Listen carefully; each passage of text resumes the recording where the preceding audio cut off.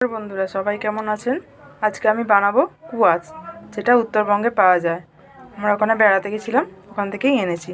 তার জন্য লাগবে থেকে ছোট ছোট করে কেটে নিয়েছি, তার সঙ্গে আলু, পেঁয়াজ, টমেটো আর কাঁচা লঙ্কা মাথা। এবার রান্নাটা আমি করব।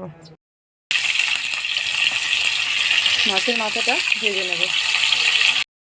ভাজা হয়েই গেছে, নামিয়ে রেখেছি। এবার কড়াইতে জিরে ফোড়ন, তেজপাতা, কাঁচা লঙ্কা দিয়ে দিলাম। পেঁয়াজ ভাজা হয়ে গেছে, এবার সবজিগুলো এর মধ্যে দিয়ে দেবো, কুয়াশার আলুটা। এবার আদা, লঙ্কা, জিরে,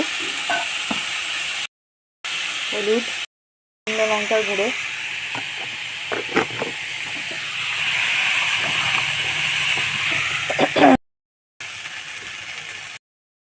দিয়ে দেবো। এবার একটু চিনি আর নুন দিয়ে দিলাম, ভালো করে কষিয়ে নিয়েছি। এবার এর মধ্যে জল দিয়ে দেবো।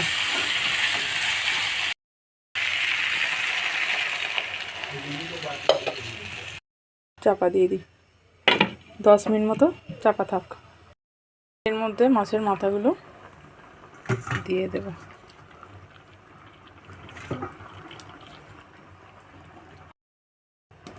দিয়ে আবার 5 মিনিট চাপা দেব।